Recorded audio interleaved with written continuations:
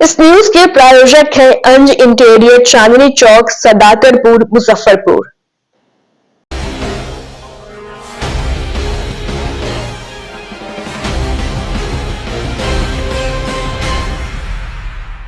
नमस्कार, स्वागत है आपका डेली न्यूज में और दिन भर की तमाम अहम खबरों के साथ मैं हूं आरती सिंह। आगे बढ़ने से पहले आइए नजर डालते हैं आज की खास खबरों पर।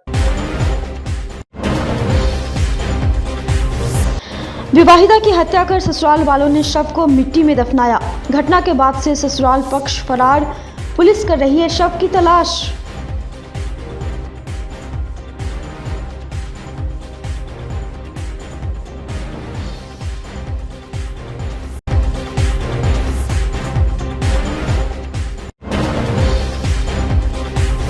हत्या के विरोध में फ्लिपकार्ट के डिलीवरी बॉय का तीसरे दिन भी हड़ताल जारी। कर्मियों की हड़ताल से 10,000 घरों तक नहीं पहुंचा कुरियर।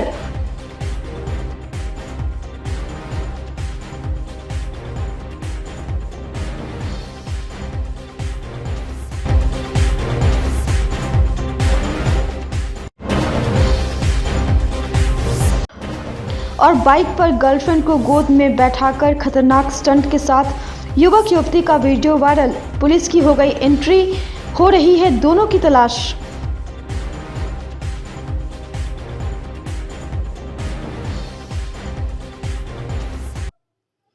तो ये थी सुर्खियां और अब खबरें विस्तार से।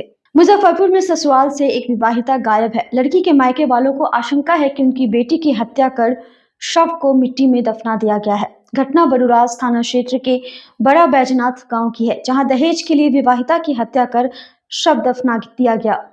उसकी पहचान गांव के ही मोहम्मद नाजिर की पत्नी नूरजहां खातून के रूप में हुई है। छपरा से आए मायके वालों ने पुलिस को घटना की जानकारी दी। इस पर पुलिस ने जांच की, लेकिन कोई सुराग नहीं मिला। आवेदन में बताया कि 10 वर्ष पूर्व नूरजहां का निकाह बड़ा बैजनाथ के भोला मियां के पुत्र मोहम्मद नाजिर से किया था। दहेज के लिए ससुराल जन उसे प्रताड़ित करते थे। उसकी हत्या कर साक्ष्य छिपाने को शव दफना दिया। घटना के बाद से लड़की के ससुराल वाले घर छोड़कर फरार हैं। पुलिस सभी की तलाश कर रही है। इधर ग्रामीण एसपी विद्यासागर ने बताया कि शव की तलाश की जा रही है। घटना ये है सर कि नाजिर हुसैन बाहर से कहा कि हमरा के 40,000 रुपया दो, तो हम 40,000 पहले दे चुके। तो ओकरा बाद में कहलन नाजिर हुसैन कि हमरा एगो मोटरसाइकिल किने के बा। तो हम कहनी कि 40,000 रुपया बुआ हमरा से तू ले बड़ा, उ फेट के तू मोटरसाइकिल किन ली है।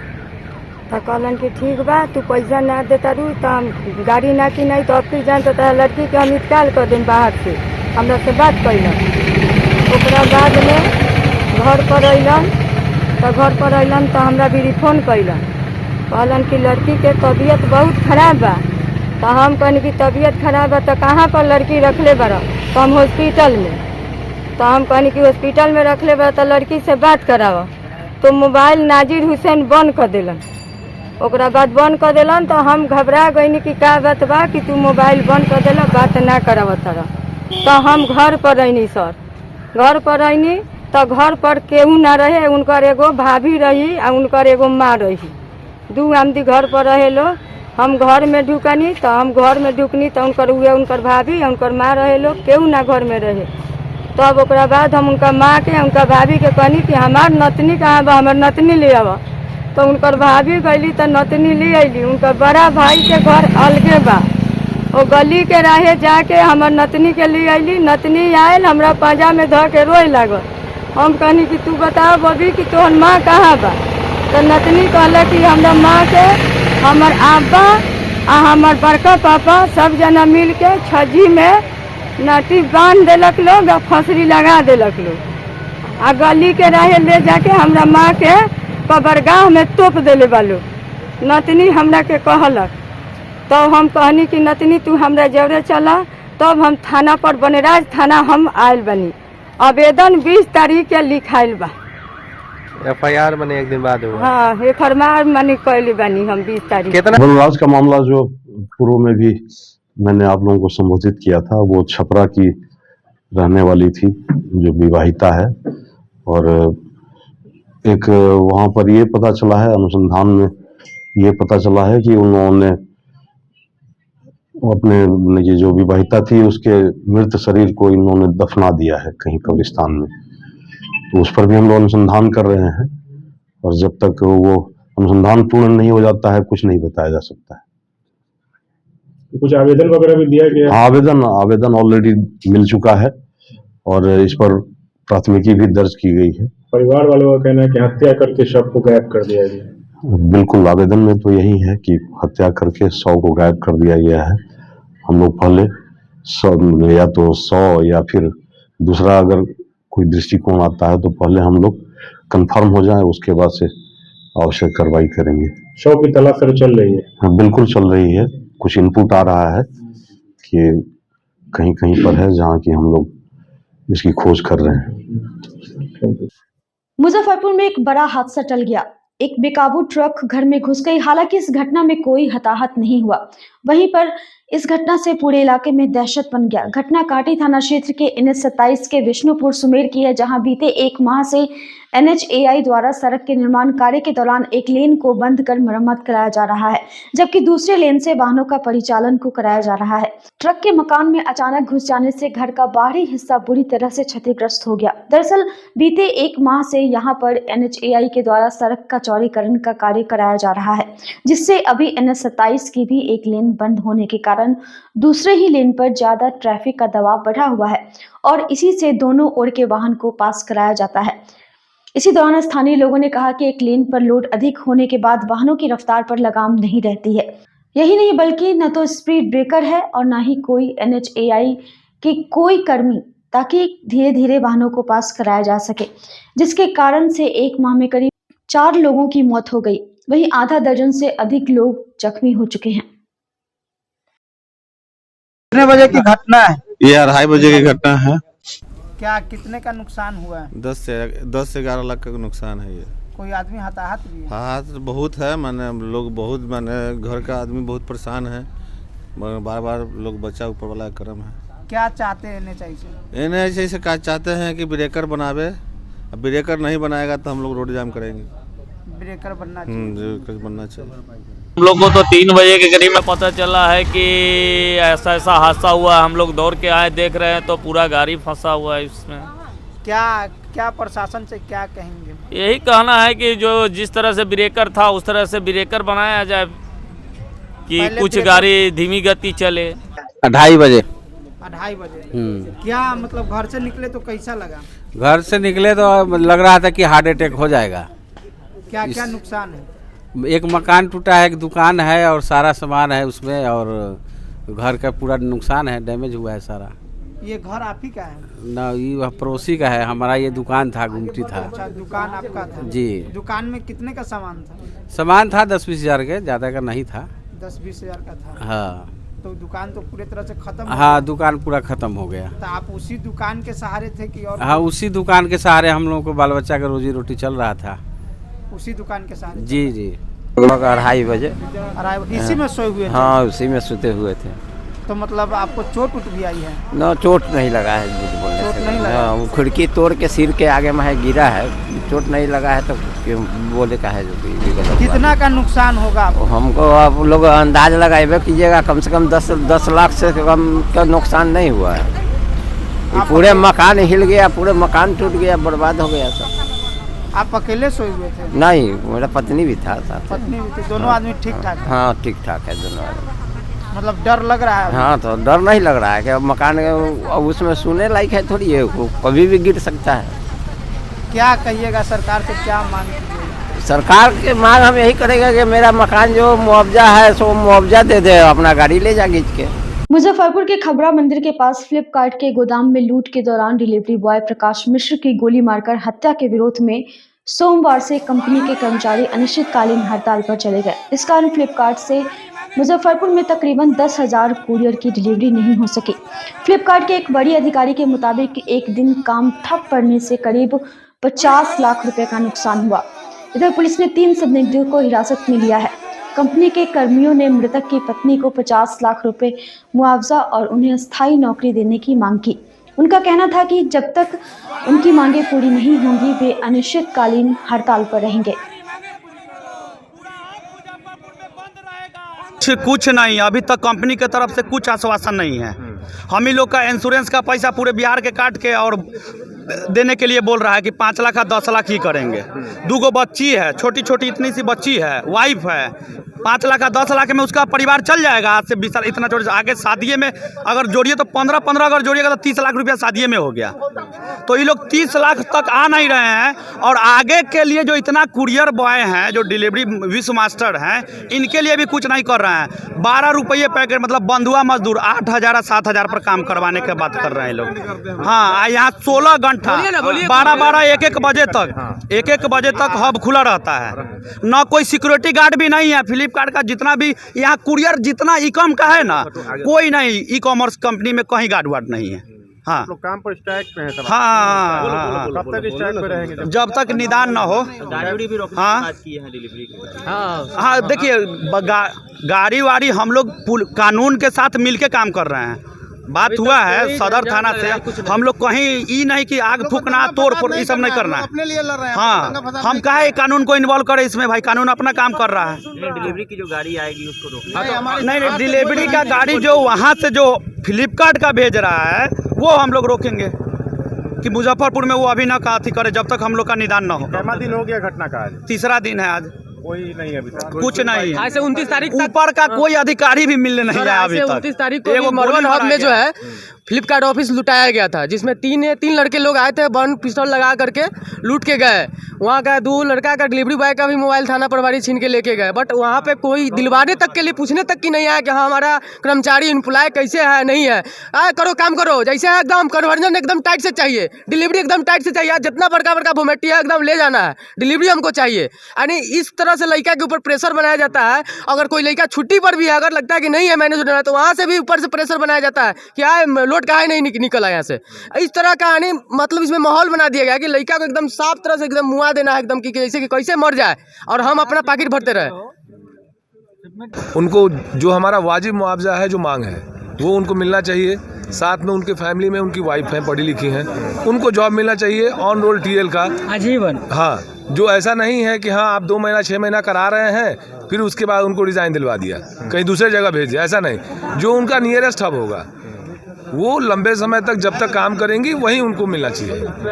हाँ, ताकि वो काम करने में कभी जो है उनको परेशानी नहीं हो। कभी आप लोग काम पर लौटेंगे? जी, अभी अनिश्चितकालीन है, इसका भी कोई बात नहीं। हाँ, और जो हमारे जितने भाई हैं, हमारे जितने विश्व मास्टर हैं, उन लोगों का कुछ मांग है, कुछ एजेंडा है नॉर्मल। ऐसा कुछ नहीं कि हमको भी बहुत ज़्यादा कुछ चाहिए। हमारे आने का जाने का टाइम आप फिक्स कर दीजिए, हमारे सुरक्षा के लिए आप गार्ड रख दीजिए।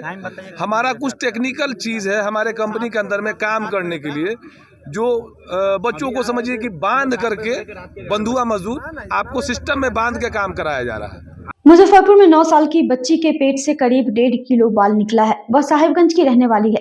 पेट में दर्द की शिकायत लेकर परिजन उसे एसकेएमसीएच लेकर आए थे। सुपर स्पेशलिटी ब्लॉक में बच्ची को भर्ती किया गया। बच्ची के पेट का एक्सरे किया गया जिसमें कुछ दिखा। इसके बाद डॉक्टरों ने सीटी स्कैन कराया जिसमें बाल दिखा। बच्ची में खून की कमी थी जिसके बाद उसे खून चढ़ाया गया। इसके बाद पेडियाट्रिक सर्जरी विभाग अध्यक्ष डॉक्टर आशुतोष कुमार के नेतृत्व में बच्ची का ऑपरेशन किया गया। ऑपरेशन के बाद उसके पेट से करीब 1.5 किलो के बाल का गुच्छा निकला। डॉक्टर आशुतोष कुमार ने बताया कि पिछले 7 साल से वह बाल खा रही थी। यह ट्राइकोटिलोमेनिया नामक मनोरोग की बीमारी है। उन्होंने बताया कि मरीज को मनोरोग के डॉक्टर से भी दिखाया जाएगा। ऑपरेशन करने वाली टीम ने child surgeon doctor Narendra, anaesthesia के डॉक्टर नरेंद्र आदि डॉक्टर की टीम शामिल थे। परिजनों ने बताया कि उसकी बच्ची के पेट में कई महीनों से दर्द था। उसे भूख भी नहीं लग रही थी, खाना खाने पर उल्टी कर देती थी। इसके बाद डॉक्टर से दिखाया गया। बच्चे के पेट में बाल एक्चुअली ये कोई 1-2 दिन का कहानी नहीं होता, ये over a period of time होता है, कुछ समय से होता है। बच्चे को एक यूजुअली एक मानसिक बीमारी होती है जिसको ट्राइकोटिलोमेनिया कहते हैं, जिसमें बच्चे बाल खाते हैं।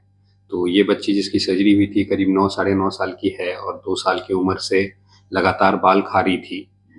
इसके पेरेंट्स कई बार इसके हेड शेप भी करवाए थे, बाल का मुंडन करवाए थे, लेकिन फिर भी जब ग्रो कर जाता था तो खा लेती थी। तो बाल के साथ ये समस्या है कि वो अंतड़ियों में जाने के बाद आगे पास नहीं हो पाती, वो चिपक जाती हैं अंतड़ियों में। तो समय के साथ एक एक बाल कर करके वो एक गुच्छा बन गया था और पूरे पेट को ब्लॉक कर दिया था। पिछले 15 दिन से बच्ची सॉलिड फूड नहीं खा पा रही थी, अन्न का दाना नहीं ले पा रही थी, उसको उल्टी हो जाता था, लिक्विड थोड़ा बहुत ले रही थी। तो ये बच्चा कहीं एक हॉस्पिटल में बाहर दिखाया हुआ था और वहाँ सक्षम नहीं था ऑपरेशन कराने के लिए, तो मेरे से कांटेक्ट किया गया और डॉक्टर साहब के द्वारा और यहाँ भेजा गया। तो पेशेंट हमारे पास आई तो उस समय बच्चे का खून का कमी था, तो उनके फादर ने फॉर्चुनेटली डोनेट किया, एक ब्लड मिला हमें, उसको चढ़ाया हमने, थोड़ा फिट किया ऑपरेशन के लिए और फिर कल इसकी सर्जरी हुई। अभी पेशेंट स्टेबल है, हालांकि 4-5 दिन हम अभी उसको खाना नहीं देंगे क्योंकि लंबा चीरा लगा है उसके पेट के ऊपर, तो उसमें 4-5 दिन हम लोग यूजुअली रुक जाते हैं, थोड़ा बच्चे को इम्प्रूव होने देते हैं, टाँका भरने का मौका देते हैं, उसके बाद ही मुंह से चालू कर देते हैं। तो ऑपरेशन का सक्सेस उतने दिनों के बाद ही यूजुअली पता चलता है। सेकेंडली ये नहीं है कि खाने पीने लग गया तो हमारा प्रोसेस वहीं खत्म हो जाता है कि ट्रीटमेंट खत्म हो गई, टाँके कट गए, नहीं, उसके बाद हमको इनकी मानसिक काउंसलिंग या कि साइकेट्रिक काउंसलिंग के लिए भेजनी होती है, जहां हम ऑलरेडी सर से कांटेक्ट करेंगे 1-2 दिन में साइकेट्री विभाग से, और फिर वहां भेजेंगे काउंसलिंग के लिए। सर, जो इस तरीके के बच्चे जो जिनको ये बीमारी होती है, उनके बचाव को लेकर भी कुछ उपाय है या कोई ट्रीटमेंट? बेसिकली इनको क्या है कि समझाया ही जा सकता है कि ये काम नहीं किया जाए, मतलब एक तरीके की होती है। बेसिकली वो साइकेट्रिक काउंसलिंग और साइकेट्रिक ट्रीटमेंट से ही ठीक होता है, कोई ऐसा मेडिकेशन नहीं है। ये एक आदत की प्रॉब्लम है, जैसे कि आप जानते हैं कि हम कई लोगों को ये पता है कि cigarette smoking is bad for health, drinking is bad for health, फिर भी ड्रिंक कर रहे हैं, वही चीज़ है, ये आदत का प्रॉब्लम है। लेकिन अगर इसकी करेक्ट तरीके से इसकी बिहेवियरल थेरेपी कराई जाए तो इम्प्रूव हो जाते हैं। ऐसे बच्चे की मानसिक स्थिति क्या रहती है सर? तो उनको यूजुअली उनकी ग्रोथ ठीक रहती है, बस ये है कि थोड़ा खाना पीना नहीं खाने की वजह से वजन या हाइट कम हो सकती है, लेकिन वो ऐसा नहीं है कि मंद बुद्धि या कुछ ऐसे होते हैं, बस आदत का प्रॉब्लम है, उनका दिमाग की मानसिक डेवलपमेंट का कोई इशू नहीं रहता है। ये बीमारी कितने से कितने साल के बच्चे को हो सकती है या बड़े को भी हो सकती है? ये बीमारी बड़ों में भी, मतलब कई, अगर आप सर्जरी विभाग में भी पूछेंगे तो उन्होंने भी ऐसे केसेस ट्रीट किए होंगे। तो मैंने बोला ना कि ये जैसे कि ये है आदत का बीमारी, तो आदत किसी को भी हो सकती है, लेकिन ये है कि बच्चे में अगर आदत लग जाती है तो फिर वो बहुत जल्दी उसका पेट में गुच्छा बन जाता है। सर, सर्जरी हुआ था तो उनके पेट से कितना बाल था? करीब 1 किडनी ट्रे भर के था। आजकल के अधिकतर युवा बाइक या फिर कार के साथ खतरनाक स्टंट करते हुए वीडियो बनाते हैं। इसके बाद वह इसका रील के फॉर्म में सोशल मीडिया पर पोस्ट कर देते हैं। लड़के सोचते हैं कि ऐसा करने से वो लोगों की नज़रों में कूल बन जाएंगे और उनका वीडियो सोशल मीडिया पर काफ़ी वायरल होगा तो वो फेमस भी हो जाएंगे। मगर इन्हें यह नहीं पता कि किसी भी वाहन को चलाते समय खतरनाक स्टंट करना सीधे तौर पर अपनी मौत को चुनौती देना होता है, क्योंकि कब हादसा हो जाए इसकी जानकारी किसी को नहीं होती है। अभी सोशल मीडिया पर एक ऐसे ही लड़के का वीडियो वायरल हो रहा है जो बाइक चलाते समय खतरनाक स्टंट करता हुआ नजर आ रहा है। मुजफ्फरपुर के पताही हवाई अड्डे के मैदान में एक युवक और युवती का खतरनाक बाइक स्टंट का वीडियो सोशल मीडिया पर वायरल हो रहा है, जिसमें बाइक के आगे युवक अपनी गोद में लड़की को बैठाकर खतरनाक तरीके से बाइक चला रहा है। हालांकि वायरल वीडियो की सत्यता की पुष्टि डेन न्यूज़ नहीं करता है। युवक का खतरनाक स्टंट देखकर सभी लोग हैरान हैं। वीडियो वायरल होने के बाद सदर पुलिस ने दोनों की तलाश शुरू कर दी है। सिटी एसपी विश्वजीत दयाल ने बताया कि दोनों पर कार्रवाई के साथ बाइक भी जब्त की जाएगी। मैंने भी वीडियो देखा है, ये पताही हवाई अड्डे के आसपास का बताया जा रहा है। ये बहुत ही गलत है। उन जो गाड़ी चला रहे हैं उनके लिए भी गलत है और उनके जान माल की सुरक्षा के लिए भी ये गलत है और ये कानूनी रूप से भी गलत है और हम लोग इसको छानबीन करके आवश्यक कार्रवाई करेंगे। मुजफ्फरपुर के सरकारी स्कूल में घुसकर असामाजिक तत्वों ने जमकर तांडव मचाया। विरोध करने पर महिला टीचर के साथ बदसलूकी भी की, जिसके बाद पूरे स्कूल में अफरा तफरी की स्थिति बन गई। घटना की जानकारी के बाद मौके पर स्थानीय लोगों की भीड़ जुट गई। घटना मुसहरी थाना क्षेत्र के रहुआ पंचायत के मध्य स्कूल की है। सूचना पर मौके पर पहुंची पुलिस के साथ भी हमला किया गया, जिसमें 3 पुलिसकर्मी चोटिल हो गए। फिर पुलिस ने कार्रवाई करते हुए 2 लोगों को गिरफ्तार कर लिया। बताया गया कि कुछ लोग नशे की हालत में थे। मंगलवार को सभी अचानक एक स्कूल में घुसे, फोटो वीडियोग्राफी करने लगे, जिसके बाद वहां मौजूद महिला शिक्षकों के साथ गाली गलौज और बदसलूकी भी की गई। मामले की जानकारी मुशर्री थाना की पुलिस को दी गई है। जब पुलिस मौके पर पहुंची तो आक्रोशित युवक उनसे भिड़ गए। इस घटना से पूरे स्कूल के छात्र छात्राओं और शिक्षकों में दहशत बना रहा। स्कूल के प्रिंसिपल सरफराज अहमद ने बताया कि स्कूल में घुसकर कुछ असामाजिक तत्वों ने सरकारी कार्य को बाधित किया था। साथ ही महिला शिक्षिका और छात्राओं के साथ बदसलूकी भी की गई। ग्रामीण एसपी विद्यासागर ने बताया कि मौके पर पहुंची पुलिस के साथ भी मारपीट की गई है। कुछ पुलिसकर्मी चोटिल हैं। मामले में कार्रवाई करते हुए 2 बदमाशों को पकड़ा गया है। 5 लोगों के खिलाफ नामजद और कई अज्ञात के खिलाफ मामला दर्ज किया गया है। आगे की कार्रवाई की जा रही है। नहीं, ये गैंग नहीं कह सकते हैं, ये गांव का ही ये राजकीय प्राथमिक विद्यालय रोहुआ का मामला है। और इसमें जो गांव के ही जो असामाजिक तत्व होते हैं वो लोग अंदर चले आए थे, स्कूल में आ गए थे और शिक्षक से बकझक कर रहे थे। और एक शिक्षिका से बकझक का प्रमाण भी मिला है हम लोगों को। उसके बाद उसी शिक्षिका के ही और प्राचार्य के फ़ोन करने पर हमारी पुलिस के संज्ञान में आया। पुलिस गई तो पुलिस पदाधिकारी से भी वो लोग 4-5 लोग थे, वो बकझक किए। बाद में गांव के लोग भी आ गए जो कि पुलिस के विरुद्ध नारेबाजी करने लगे, उनसे बकझक होने लगी। इस बीच फिर हम लोगों को पता चला तो कुछ और भी फोर्स को हम लोगों ने भेजा और इसके बाद मामला शांत हुआ और 2 लोगों को उसमें गिरफ्तार किया गया है। तो दोनों, उनका आपराधिक इतिहास भी है, मिठनपुरा में भी पहले से काम किए हुए। क्यों घुसे थे वो लोग स्कूल में, सर क्या? नहीं, ये ऐसा लग रहा है कि जैसे जो गिरफ्तार जिसको किया गया है उसका कहना है कि मेरी बेटी उस स्कूल में पढ़ती है, छोटी सी बेटी है, उसका मैं वीडियो बना रहा था कैसे स्कूल जा रही है, उसका ड्रेस सहित। लेकिन कंट्राडिक्टरी बयान आया तो हम लोगों ने इसको सही नहीं माना। कुछ दूसरा भी चीज़ हो सकता है, अनुसंधान हम लोग कर रहे हैं। लेकिन ये पुलिस पदाधिकारी के साथ बकझक किया गया है, इसमें हम लोग अवश्य ही आवश्यक कार्रवाई करेंगे। 2 को गिरफ्तार किए हैं, जेल भेजा गया है, बाकी लोगों को भी हम लोग गिरफ्तार करेंगे।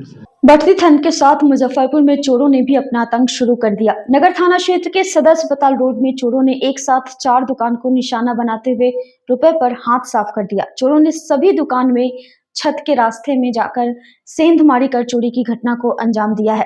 3 चॉकलेट की दुकान और एक कपड़े की दुकान में चोरों ने दुकान छत तोड़कर कीमती सामान और रुपए को समेट लिया। सुबह दुकानदार जब दुकान खोलने के लिए पहुंचे तो अंदर का नजारा देखकर दंग रह गए। इसके बाद दुकानदारों ने इसकी सूचना पुलिस को दी।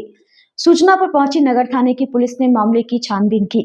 पुलिस का कहना है कि सीसीटीवी के माध्यम से चोरों का पता लगाया जा रहा है। वहीं दुकानदारों का कहना है कि यहां आए दिन चोरी की घटना होती रहती है, लेकिन पुलिस कार्रवाई के नाम पर सिर्फ खानापूर्ति ही करती है। ना 4 दुकान में है ना चोरी हुआ है। पहला दुकान हो गया अनुपम खादी भंडार, दूसरा में हो गया है ना वरुण देव का हो गया, तीसरा में आपका ना भोली जी का हो गया, चौथा में मेघनाथ जी का दुकान हो गया है। ये समझिए कि आपको लगातार यहाँ पर चोरी का सिलसिला है ना, आपको 10 दिन 15 दिन पर ना कोनो दुकान का टारगेट बनाया जाता है। ये समझिए कि घटना बार बार घटता है। यहाँ पर दुकानदार के पास समस्या ये है कि सिक्का है ना घर तो लेके जाएंगे नहीं, कैश तो अपना भजा देते हैं, महाजन को पेमेंट कर देते हैं, मगर प्रत्येक दुकानदार के पास सिक्का का समस्या है, इसलिए है ना दुकान में ही रखते हैं। चोर को भी पता है कि यहाँ सामान का चोरी नहीं होता है। जब भी चोरी हुआ है यहाँ पर है ना सर सिक्का ही गायब होता है। यहाँ पर ये जो सरगना जो बुझा रहा है ये छोटा मोटा सरगना नहीं है, 4 से 5 आदमी का सरगना है। कैसे करता है चोरी?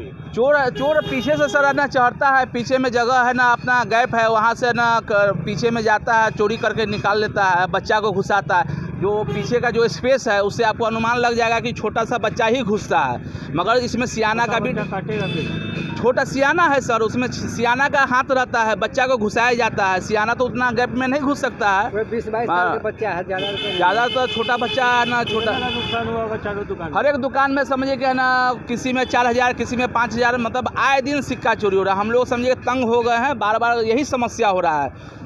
आज से समझिए 2-4 दिन पहले न सामने में दुकान में पल्ला फ्रंट पर तोड़ दिया गया है। और जब भी घटना कंपनी बाग में घटा है तो खाली सिक्का का ही मैटर उठा है, दूसरा कोई मैटर नहीं उठता है। रात में तो दुकान में बढ़ा के गया था और अब सुबह में जब दुकान मैंने खोला तो मालूम पड़ा कि अंदर चोरी हुई है और ऊपर काट के पैसे ले गए। सामान तो मेरा नहीं गायब हुआ लेकिन पैसा पूरा निकाल के ले गए। कितना का नुकसान? अप्रोक्स 15 से 20 के बीच में। छत का, हाँ, ऊपर से सीलिंग से काट के।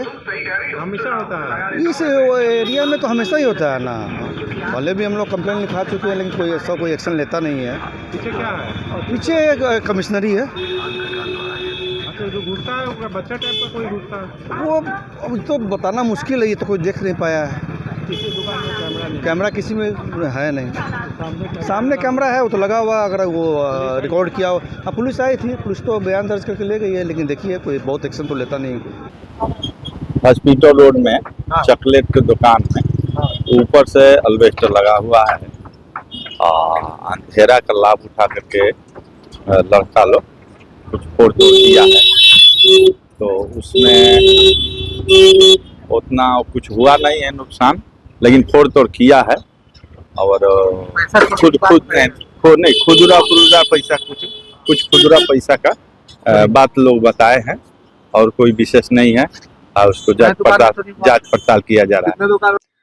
खबरें अभी और भी हैं, पर फिलहाल वक्त हो चला है एक छोटे से ब्रेक का, तो फिर बने रहिए हमारे साथ और देखते रहिए डेन न्यूज। अगर आप भी चाहते हैं अपने घर को सपनों का घर बनाना और किफायती दर में, तो आइए अंज इंटीरियर में, जो कि आपको दे रहा है एक सुनहरा मौका, जिससे आप अपने घर को सपनों का घर बना सकते हैं। हमारी सुविधाओं का लाभ आप घर बैठे पूरे भारत में कहीं भी ले सकते हैं। हमारे यहाँ कंसुलेशन में planning, 2D drawing, designing, material selection, execution और साइट विजिट में रिनोवेशन, 3D डिजाइन समेत सभी प्रकार के डिजाइन आप किफायती दरों में करवा सकते हैं। हमारा पता है अंज इंटीरियर, चांदनी चौक से सदातपुर रोड स्थित C8 शॉपी के फर्स्ट फ्लोर पर, मुजफ्फरपुर। हमारा फोन नंबर है 9263237503। ऑल ओवर एक्चुअली बेसिकली हमारा जो ये डिज़ाइन का काम है, तो ऑल ओवर हम लोग इंडिया टारगेट करते हैं। हमारे पास गुवाहाटी के भी प्रोजेक्ट्स है, वडोदरा के भी प्रोजेक्ट्स है, वी आर वर्किंग, मुजफ्फरपुर का भी प्रोजेक्ट्स चल रहे हैं।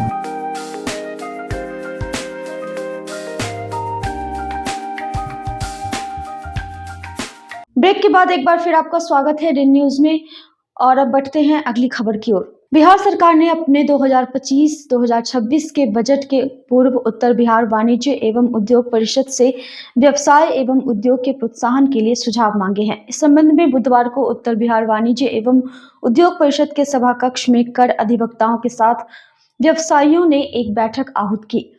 बैठक के बाद निर्णय लिया गया कि उद्योग के प्रोत्साहन के लिए बिहार सरकार को किन सुझाव से अवगत कराना है। जानकारी देते हुए परिषद के अध्यक्ष श्याम सुंदर भीमसेरिया ने बताया कि जो उद्योग भी बिहार में मृत प्राय हो गए हैं, उन्हें पुनर्जीवित करने के लिए बजट में प्रावधान किया जाए। औद्योगिक क्षेत्र के लिए PNG की अनिवार्य रूप से इस्तेमाल पर रोक लगाई जाए। जिन इकाइयों का बिजली बिल समय पर जमा नहीं करने के कारण उत्पादन ठप है, उनके लिए वन टाइम सेटलमेंट की सुविधा लाई जाए। औद्योगिक एक्सपो के लिए न्यूनतम दर पर जमीन की सुविधा उपलब्ध कराई जाए। जिनका भी GST के लिए केस में अपील चल रहा है, उनको टैक्स के लिए बाध्य नहीं करे। प्रोफेशनल टैक्स और ट्रेड टैक्स में किसी भी टैक्स का ही सरकार भुगतान ले। पेट्रोल और डीजल के रेट में अन्य राज्यों के समान ही बिहार में रेट लागू किया जाए। श्याम सुंदर भीमसेरिया ने बताया कि उन्होंने उप मुख्यमंत्री सम्राट चौधरी से मिलकर एक ज्ञापन भी सौंपा है, जिसमें अपने सभी मांगों से उन्हें अवगत कराया है। उन्होंने कल बिहार के उप मुख्यमंत्री श्री सम्राट चौधरी से मिलकर और बिहार बजट जो 2025 के लिए आने वाला है, उसके लिए हम लोग चैम्बर के द्वारा उद्योग के लिए और टैक्स जो सरकार के जो टैक्स की जो नीति है उसके लिए अलग अलग हम लोगों ने कल उनको मिलकर ज्ञापन दिया है। उस संदर्भ में आज हम लोग ये बात कर रहे हैं। उसका अगर विस्तार से आप कहेंगे तो हम बता दे सकते हैं कि जैसे हम लोगों ने कहा है उद्योग के लिए कि भाई उद्योग जो है, जो भी हमारे स्टेट में उद्योग जो किसी भी वजह से रुग्ण हो गए हैं, बीमार हो गए हैं, उन उद्योगों को पुनः पुनर्जीवित करने के लिए बजट में इसका प्रावधान किया जाना चाहिए, नंबर 1। नंबर 2, हम लोगों ने कहा है कि अभी जो है औद्योगिक क्षेत्र में, जो सरकार का औद्योगिक क्षेत्र है, उसमें ये लोग कंपलसरी कर रहे हैं पर्यावरण विभाग के द्वारा कि जो वैसे बॉयलर जो कोयला पर आधारित है उनको पीएनजी गैस में कन्वर्ट करना है। तो उसमें हम लोगों का ये कहना है कि ये जो नीति आप लाए हैं ये सिर्फ औद्योगिक क्षेत्र में ही लागू कर रहे हैं। औद्योगिक क्षेत्र से बाहर जो इकाइयां हैं उनके ऊपर ये नियम लागू नहीं होगा। अब औद्योगिक क्षेत्र में इसको लागू करने से जो कठिनाई है वो ये है कि उसके बॉयलर में अगर हम चेंज करते हैं, उसके सिस्टम को, उसके बर्नर को चेंज करते हैं, तो उसमें किसी भी इकाई को करोड़ रुपया में खर्च आएगा। इसके अलावा उसका जो प्रोडक्शन कॉस्ट होगा वो भी पहले वाले फ्यूल्स की अपेक्षा इसमें 3 गुना अधिक होगा। तो इस परिस्थिति में हमारा ये कहना है कि एक तो ये बाध्य मत कीजिए आप कि जो है सो आपको चेंज करना है, और अगर आप बात कर रहे हैं तो बजट में इसका प्रावधान कीजिए और बॉयलर चेंज करने के लिए जो है उसमें सब्सिडी का प्रावधान किया जाना चाहिए। ऐसा हम लोगों का सरकार को हम लोगों ने सुझाव दिया है। तीसरा हम लोगों ने दिया है कि भाई बहुत सी ऐसी इकाइयां हैं जो बिजली बिल समय पर जमा नहीं करने के कारण वो इस पर इतना ज्यादा इंटरेस्ट बढ़ जा चुका है कि वो इकाइयों की लाइन कट गई है और प्रोडक्शन उनका बंद है। तो सरकार को चाहिए कि 1 टाइम सेटलमेंट, OTS ला करके वैसी इकाइयों का सेटलमेंट करके और उनकी इकाइयां पुनः चालू हो जाए, इसकी चिंता सरकार को करनी चाहिए। चौथा हम लोगों ने कहा है कि भाई अभी कहीं भी प्रदेश में कोई भी औद्योगिक एक्सपो अगर लगाना हो या ट्रेड का कोई एक्सपो लगाना हो तो पटना या मुजफ्फरपुर में कहीं भी ऐसी कोई बड़ी जगह नहीं है जहां पर न्यूनतम दर पर वो जगह उपलब्ध हो सके, इसमें उद्यमी अपने उत्पाद का जो है प्रदर्शन जनता के बीच में कर सके। ऐसी कोई जगह नहीं है। हम लोगों की मांग है कि मुजफ्फरपुर और पटना जैसे मुख्य शहरों में जरूर इस तरीके की व्यवस्था सरकार को करना चाहिए। इसके अलावा एक हम लोगों ने कहा है कि भाई जो किसी भी इंडस्ट्रीज को लाने के लिए अगर इंडस्ट्रियल स्टेट से बाहर हम अगर इंडस्ट्री ला रहे हैं, तो प्राइवेट लैंड पर अगर हम इंडस्ट्री ला रहे हैं तो उसके लैंड के जो रजिस्ट्रेशन की जो फी है वो हमको उस समय उसको व्यवसायिक श्रेणी में रजिस्ट्री करवानी पड़ती है जमीन की। तो हम लोग ये चाहते हैं कि एक नई श्रेणी बनाइए आप, इंडस्ट्रियल श्रेणी, जिसका निर्धारण, दर का निर्धारण वो व्यवसायिक से कम हो और एग्रीकल्चर से ज्यादा। इस तरीके का एक दर निर्धारण हो तो प्राइवेट सेक्टर में भी इंडस्ट्रीज काफी मात्रा में आ सकती है। तो इसलिए सरकार को इस बात पर विचार करना चाहिए। भारतीय रेलवे के ड्राइवर, रनिंग स्टाफ और गार्ड ने अपनी मांगों के समर्थन में बुधवार को मुजफ्फरपुर जंक्शन के क्रू लॉबी के सामने विरोध प्रदर्शन किया।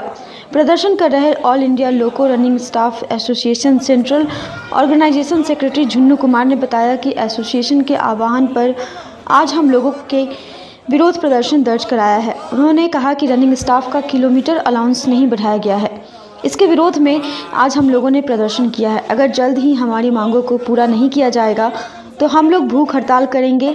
अगर उस पर भी बात नहीं बनी तो आगे रणनीति तैयार कर आंदोलन को तेज किया जाएगा।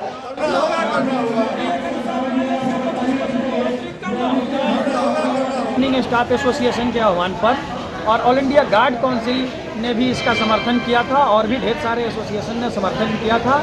मुद्दा हमारा है कि जब DA 50% हुआ तो विभिन्न भत्ते जो हैं पे कमीशन के रिपोर्ट के अनुसार 25% बढ़ा दिए गए, लेकिन रनिंग स्टाफ का, भारतीय रेल के जो चालक हैं और जो गार्ड हैं उनका जो किलोमीटर अलाउंस मिलता है उसमें अभी तक बढ़ोतरी नहीं की गई है।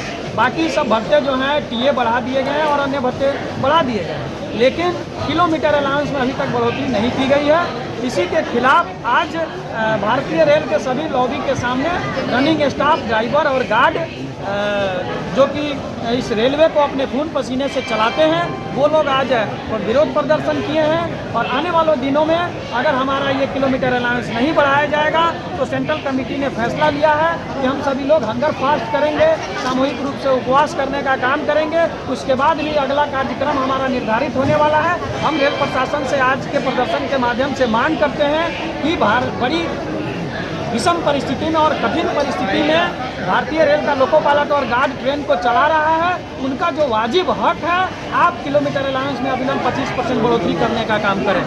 ऑटो रिक्शा एवं ई रिक्शा कर्मचारी संघ और बिहार मोटर ट्रांसपोर्ट फेडरेशन के द्वारा बुधवार को मुजफ्फरपुर के बैरिया स्थित संघ कार्यालय में चालकों की समस्याओं को लेकर संयुक्त रूप से प्रेस वार्ता का आयोजन किया गया, जिसमें जिला समाहर्ता मुजफ्फरपुर के नए आदेश पर चालकों के बीच भय का माहौल, चालकों के बीच असुरक्षा, चालकों से रोजगार छीने जाने का भय, चालकों से अवैध वसूली पर मुख्य रूप से चर्चा की गई।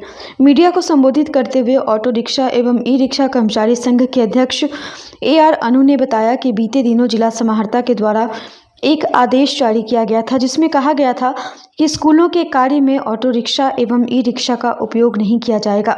उन्होंने जब इसकी पड़ताल की तो पता चला कि ऐसा कोई भी आदेश प्रधान सचिव के द्वारा पारित नहीं किया गया है। उन्होंने कहा कि जिला समाहर्ता को अगर ऐसा कोई आदेश पारित करना था तो पहले उन लोगों से बात करनी थी, लेकिन ऐसा नहीं किया गया और सीधे आदेश पारित कर दिया गया, जो अवैध वसूली का धंधा बन गया है। उन्होंने कहा कि इस मामले को लेकर एक प्रतिनिधिमंडल 23 जनवरी को जिलाधिकारी से मिलेंगे और उन्हें पूरे मामले से अवगत कराएंगे। मौके पर बिहार मोटर ट्रांसपोर्ट फेडरेशन के अध्यक्ष उदय शंकर प्रसाद सिंह, संघ के संगठन मंत्री डॉक्टर संतोष कुमार, सचिव मोहम्मद इलियास इलू, जिला बस यूनियन के अध्यक्ष मुकेश शर्मा मौजूद थे। आज हम लोगों ने प्रेस कॉन्फ्रेंस इसलिए बुलाया है कि पिछले 13 जनवरी को माननीय जिला समाहर्ता महोदय मुजफ्फरपुर ने एक आदेश जारी कर दिया कि जो भी ऑटो है उसमें स्कूल बच्चे नहीं जाएंगे। उन्होंने हवाला दिया कि ये सारी आदेश पटना प्रधान सचिव जो संजय अग्रवाल है उनका है। तो जब हम लोगों ने उनसे वार्ता की, संजय अग्रवाल साहब से हमारे प्रतिनिधिमंडल जाकर हम लोग मिले उनसे, हम लोगों ने कहा कि भाई आपने ऐसा आदेश निकाल दिया कि ऑटो जबकि बिल्कुल सुरक्षित है, नया ऑटो जो आया है जिसमें गेट है, सब कुछ है, और हम लोग बरसों से यही काम कर रहे हैं, यही सुविधाजनक का क्या सवाल है। जहाँ कोई बस नहीं जा सकता, गली गली में बच्चे को हम सुरक्षित लाते हैं, उसके घर तक पहुँचाने का हम काम करते हैं। अचानक आपने मुजफ्फरपुर में ये आदेश जो है जिला समाहर्ता महोदय निकाल रहे हैं कि आदेश आपका है, तो उन्होंने कहा कि नहीं, हमने ऐसा तो कोई आदेश जारी ही नहीं किया। हमने तो कहा कि पटना में एक एक्सीडेंट हुआ था बस ट्रक में, उसमें हमने ये लोगों की मांगों पर एक जांच कमेटी बैठाया, जो जांच कमेटी मार्च तक हम लोगों को रिपोर्ट देगी कि किस तरह से सुरक्षित परिचालन बच्चों के स्कूल का किया जाए छोटी गाड़ियों से, न कि हम लोगों ने किसी तरह का कोई आदेश जारी किया जो गाड़ियों को बंद किया जाए। तो अगर इस तरह का आदेश है तो हम लोग, उन्होंने जो दिया हम लोग के प्रतिनिधिमंडल को, और हम लोग को बताया कि नहीं, हम उनको दूसरा तुरंत भेजते हैं जिससे वो इस तरह का रोक नहीं लगाए। तो हम लोगों का अपना एक प्रेस कॉन्फ्रेंस के माध्यम से, आपके प्रेस के माध्यम से हम माननीय जिला समाहर्ता महोदय से यह कहना चाहते हैं कि फिलहाल आप किसी तरह का ऐसा आदेश जारी ना करें, उस पर जो है गंभीरता से विचार करें। मुजफ्फरपुर ज़िले में हजारों की संख्या में टेम्पू चालक हैं जो स्कूली बच्चे को पहुंचाते हैं, उसमें जो आपका मापदंड हो या सरकार का मापदंड, उसका हम लोग पालन करेंगे, बिल्कुल सुरक्षित बच्चे को पहुँचाने का काम करेंगे। अगर कोई ओवरलोडिंग या सरकार के मापदंड का गलत इस्तेमाल करेगा तो ऐसे चालकों पर संघ भी कार्रवाई करेगा। हम लोग बिल्कुल उसके लिए तत्पर हैं और इस तरह का आदेश जो है वो वापस लें और इस तरह का आदेश न निकालें। अगर माना इस तरह का कोई आदेश निकाला था तो यहाँ ज़िले में रजिस्टर्ड संस्था है जो हम लोग बिहार सरकार से निबंधित हैं, हम लोगों के प्रतिनिधि को बुला के बात करते हैं, हम लोग चालकों को समझाते हैं कि नहीं, सरकार का ये आदेश है, इस तरीक़े से आप चलेंगे, बल्कि वो आदेश निकाल दिए। एक तरह का अवैध वसूली का धंधा हो गया। अब जगह जगह पुलिस रोक कर टेम्पू चालकों को तंग कर रही है। जो बच्चे स्कूल के जा रहे हैं, जो स्कूल का भी नहीं, ऐसे भी बच्चा स्कूल का लेके जा रहा है ऑटो में, उसको रोक के उतार ले रहे हैं, उसको कह रहे थाना में बंद कर देंगे। इस तरह से हम लोग का रोजगार खत्म होने के कगार पर हो गया है। टेम्पू चालक भुखमरी के कगार पर आ गए हैं। हमारा कहना है कि पिछले साल आपने डीजल गाड़ियों को बंद किया, हमारा लाखों रुपया उसमें फंसा हुआ था, लोन सब गाड़ी पर था, फिर भी हम लोगों ने किस तरीके से व्यवस्था करके नई गाड़ी CNG ली। CNG गाड़ी 6 लाख रुपया में पड़ रहा है और आप इस तरह से बैंक कर देंगे तो बैंक का लोन कैसे सधाएंगे, परिवार हमारा कैसे चलेगा। इसलिए हम माननीय जिला समाहर्ता महोदय से कहना चाहते हैं कि सरकार का जो भी आदेश है, लेकिन मानवता के नाते आप इस पर पुनः विचार करें और अपने स्तर से एक ऐसा गाइडलाइन जारी करें जिससे ऑटो जो है सो परिचालन में रहे। टेम्पू यूनियन के अध्यक्ष अन्नू जी जो बोले हैं, इस संबंध में कल जिलाधिकारी महोदय से जाके इस समस्या का निदान का, चूँकि कानून के पालन करने वाले हम लोग सब लोग हैं, इसका अक्षरशः पालन करेंगे। इन पुनः विचार के लिए हम लोग जिलाधिकारी महोदय से जाके मिलेंगे, कल का समय लेके अनु जी को कहें, जब कहेंगे हम। आज हम लोगों ने प्रेस कॉन्फ्रेंस करके ये जानकारी देने का काम किया है कि 7/1/2025 को परिवहन सचिव जी के द्वारा जो है दैनिक समाचार में जो खबर आई है, इसके बारे में हम लोग जानकारी देना चाह रहे थे कि भाई जो परिवहन सचिव है उन्होंने स्कूली में चलने वाले ऑटो को जो है बंद करने का उन्होंने कहा कि कोई हम लोगों ने आदेश जारी नहीं किया, बल्कि इसके लिए हम लोग एक कमेटी बनाया है जो 31 मार्च तक हम लोग को रिपोर्ट देगा। उसके बाद जो है स्कूल में चलने वाले जो ऑटो है वो कैसे सुरक्षित चलेंगे, इस पर हम लोगों ने मापदंड बनाया है। इसी के लिए हम लोग जो है आज प्रेस कॉन्फ्रेंस करके आप लोग को जानकारी दे रहे हैं। और कल हमारे जो प्रदेश अध्यक्ष उदय शंकर प्रसाद सिंह है, इनके साथ हम लोग जिलाधिकारी महोदय जी से कल हम लोग मिलेंगे और प्रमंडलीय आयुक्त जी से हम लोग जा करके मिल करके उनको टेम्पो चालकों की कठिनाइयों के बारे में उनको अवगत कराने का हम लोग काम करेंगे। इसमें हम लोग 100% कदम उठाएंगे और डीएम के साथ साथ हम लोग प्रमंडलीय आयुक्त से भी मिलकर इस बात को रखेंगे और इसका निदान चाहेंगे, इस तरह का हरकत ना करें और बेरोजगार का रोजगार से मुक्ति नहीं दिलाएं। अंतर्राष्ट्रीय सनातन हिंदू वाहिनी के तत्वावधान में 22 से 30 जनवरी तक मुजफ्फरपुर से प्रयागराज के लिए आयोजित महाकुंभ धर्म यात्रा का पहला जत्था बुधवार को मुजफ्फरपुर जंक्शन पर हनुमान चालीसा का पाठ कर झुंसी के लिए पवन एक्सप्रेस से प्रस्थान किया, जिसमें 52 महिला और पुरुष सनातनी योद्धा शामिल हैं। यह जत्था गुरुवार को प्रयागराज पहुंचकर वहां संस्था द्वारा पंजीकृत महाकुंभ यात्रियों के लिए निःशुल्क भोजन, आवास एवं चिकित्सा और अन्य अनिवार्य सेवाओं की व्यवस्था 10 दिनों तक प्रदान करेगा। इस जत्थे का नेतृत्व कर रहे वाहिनी प्रमुख आचार्य चंद्रकिशोर पाराशर ने बताया कि महाकुंभ में भोज और चिकित्सा की पर्याप्त व्यवस्था सरकारी एवं संत समाज द्वारा किया गया है। आचार्य पाराशर ने बताया कि 2 दर्जन सेवादारों की एक टीम भी हमारे साथ महाकुंभ धर्म यात्रा पर जा रही है, जो 30 जनवरी तक कुंभ में हमारे कैंप कार्यालय में रहकर भक्तों को सेवा प्रदान करेगा। आचार्य पाराशर ने कहा कि वाहिनी द्वारा संचालित महाकुंभ धर्म यात्रा का मुख्य उद्देश्य यह है कि कुंभ के प्रति हिंदू विरोधी शक्तियों द्वारा षड्यंत्र पूर्वक फैलाए जा रहे भ्रम को समाप्त कर संगठित रूप में एवं सुरक्षित रूप से उन्हें महाकुंभ में ले जाना एवं उन्हें वापस पहुंचाना है, ताकि धर्म के प्रति अधिक से अधिक जागृति एवं आस्था बढ़ सके। उन्होंने दावा किया कि अंतर्राष्ट्रीय सनातन हिंदू वाहिनी एकमात्र ऐसा संगठन है जो इस प्रकार की कुंभ यात्रा का आयोजन कर सनातन समाज की सेवा कर रहा है। स्टेशन पे हनुमान चालीसा नहीं पढ़ा है, हमने अपने मंदिर में पढ़ा है और ये हमारा मंदिर है इसलिए पढ़े हैं। अंतर्राष्ट्रीय सनातन हिंदू वाहिनी ने 23 से 30 जनवरी तक प्रयागराज में एक शिविर का आयोजन किया है, सेवा शिविर का, और उसकी यात्रा के लिए पहली टीम जा रही है जो हमारे वहाँ सेवादार हैं उनकी टीम जा रही है और आज रात में फिर दूसरी ट्रेन से हमारे 100 से ज़्यादा वहाँ भक्त लोग पहुँचेंगे। वहाँ उन लोगों को हम रहने की, भोजन की, चिकित्सा की निःशुल्क व्यवस्था करेंगे और भी कुछ गाइडलाइन वगैरह होगा तो वो देंगे। हम एकमात्र हिंदू संगठन सनातन हिंदू वाहिनी ही है जिसने इस तरह का आयोजन किया है और पहली बार सामूहिक रूप से हम लोग ये जो यात्रा है उस यात्रा में लोगों को जागरूक करके हम ले जा रहे हैं। उसका कारण यह है कि बहुत सारे लोग जो हैं यूट्यूब पे और अन्य माध्यमों से कुछ लोग तो स्वयं वहाँ कुंभ स्थल पर जा कर के इस धर्म के बारे में, सनातन के बारे में, कुंभ के बारे में गलत प्रचार कर रहे हैं, इसलिए बहुत सारे लोग नहीं भी जा रहे हैं। दूसरी चीज़ कि शीतकाल के डर से भी लोग नहीं जा रहे हैं, तो हम उनको सुरक्षा की गारंटी देते हुए और उनको लेकर जा रहे हैं। ये सिलसिला हमारा 27 तक चलेगा और हमारा कैंप 30 तारीख से चलेगा। दूसरी पाली में हम फिर 22 फरवरी को यहाँ से हमारा दूसरा जत्था जाएगा जो 27 तक वहाँ रहेगा। हमारा उद्देश्य केवल कुंभ की यात्रा करना नहीं है बल्कि हिंदू नवजागरण का है, इसीलिए हम यहाँ पर हनुमान चालीसा के पाठ से शुरू किए हैं। और आज का दिवस हम लोगों ने इसलिए चुना है क्योंकि आज के ही दिन 2024 में भगवान राम के विग्रह की प्राण प्रतिष्ठा हुई थी। राम जन्मभूमि पर भव्य मंदिर का उद्घाटन किया गया था, उसका ये पहला वर्षगांठ है, इसलिए आज के दिन को हम लोगों ने चुना है।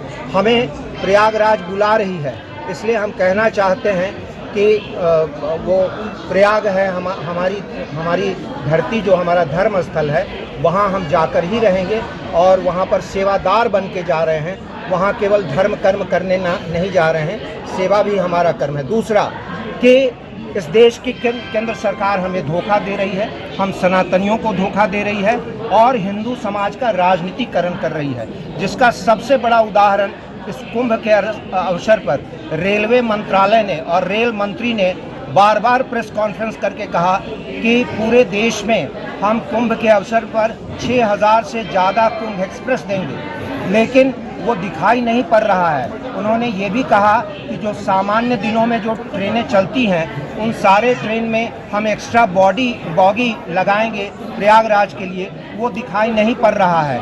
और आपको बताना चाहता हूँ कि पूरे एक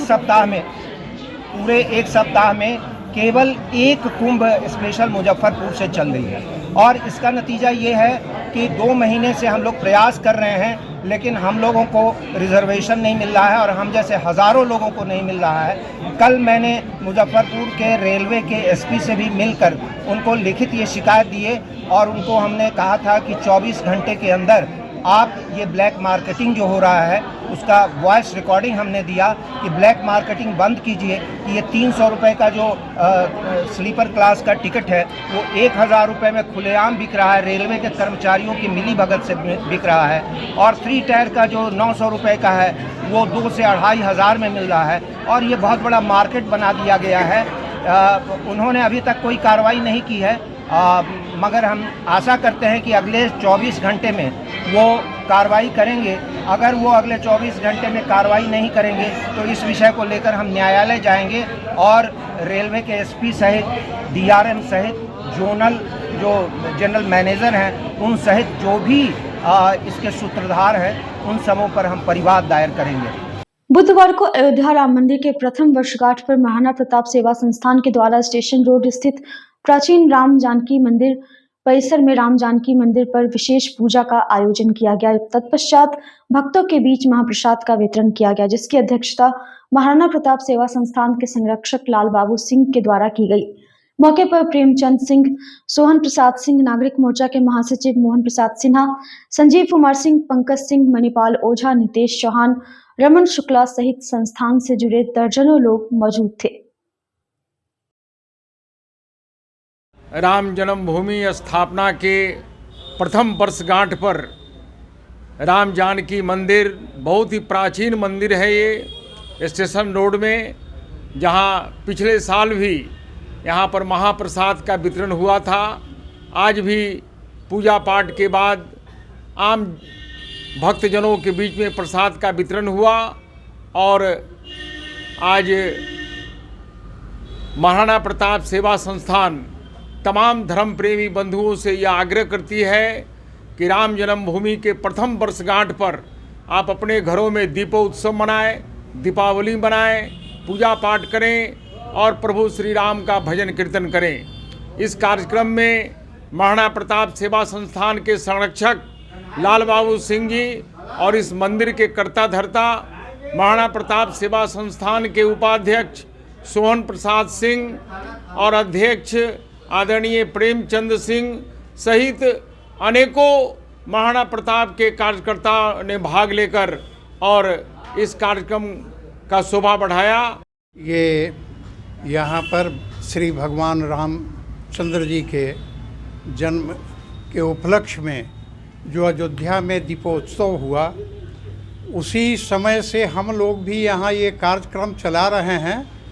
और हम लोगों का कई एक संस्था है, जैसे महाराणा प्रताप सेवा संस्थान, नागरिक मोर्चा और कई एक संस्थाओं से हम लोग जुड़े हुए हैं। ये धार्मिक कार्यों में हम लोगों का हमेशा रुचि रहा है। आज प्रसाद वितरण वगैरह ये सब किया जा रहा है। आम लोगों से ये आग्रह है कि शाम में दीपोत्सव अपने अपने घरों में मनाएं और भगवान राम का भजन कीर्तन करें। बुधवार को अयोध्या राम मंदिर के प्रथम वर्षगांठ पर गणेश उत्सव पूजा समिति के द्वारा मुजफ्फरपुर के कन्हौली खादी भंडार चौक पर विशाल भंडारा का आयोजन किया गया, जिसमें हजारों की संख्या में लोगों ने प्रसाद ग्रहण किया। मौके पर कृष्णनंदन पांडे, पप्पू सिंह, अजय तिवारी, गुंजन पटेल, बिट्टू पटेल, शुभम कुमार, अभिषेक श्रीवास्तव, राकेश रंजन, भारत भूषण सहित समिति से जुड़े दर्जनों लोग मौजूद थे। आज रामलला प्राण प्रतिष्ठा के 1 साल होने पर गणेश उत्सव पूजा समिति के द्वारा विशाल भंडारा का आयोजन किया गया। इसमें हजारों की संख्या में सभी लोग भंडारा का प्रसाद ग्रहण किए और रामलला का हम लोग विधि विधान पूजा ये किए। इसमें मुख्य रूप से राकेश रंजन, संरक्षक कृष्णानंद पांडे, पप्पू सिंह, अजय तिवारी, गुंजन पटेल और महाकाल सेवा दल के अध्यक्ष आकाश चौधरी, रमेश रत्नाकर, उज्ज्वल सनी, अशोक कुमार, सभी लोग, रतन कुमार चौधरी, सभी लोग यहाँ उपस्थित थे। जय श्री राम। आज की खबरों में बस इतना ही। कल फिर मिलेंगे कुछ नई खबरों के साथ। तब तक के लिए हमारी न्यूज टीम को दीजिए इजाजत। नमस्कार। अगर आप भी चाहते हैं अपने घर को सपनों का घर बनाना और किफायती दर में, तो आइए अंज इंटीरियर में, जो कि आपको दे रहा है एक सुनहरा मौका, जिससे आप अपने घर को सपनों का घर बना सकते हैं। हमारी सुविधाओं का लाभ आप घर बैठे पूरे भारत में कहीं भी ले सकते हैं। हमारे यहाँ कंसुलेशन में planning, 2D drawing, designing, material selection, execution और साइट विजिट में रिनोवेशन, 3D डिजाइन समेत सभी प्रकार के डिजाइन आप किफायती दरों में करवा सकते हैं। हमारा पता है अंज इंटीरियर, चांदनी चौक से सदातपुर रोड स्थित C8 शॉपी के 1st फ्लोर पर, मुजफ्फरपुर। हमारा फोन नंबर है 9263237503। ऑल ओवर एक्चुअली बेसिकली हमारा जो ये डिज़ाइन का काम है, तो ऑल ओवर हम लोग इंडिया टारगेट करते हैं। हमारे पास गुवाहाटी के भी प्रोजेक्ट्स है, वडोदरा के भी प्रोजेक्ट्स है, वी आर वर्किंग, मुजफ्फरपुर का भी प्रोजेक्ट्स चल रहा है।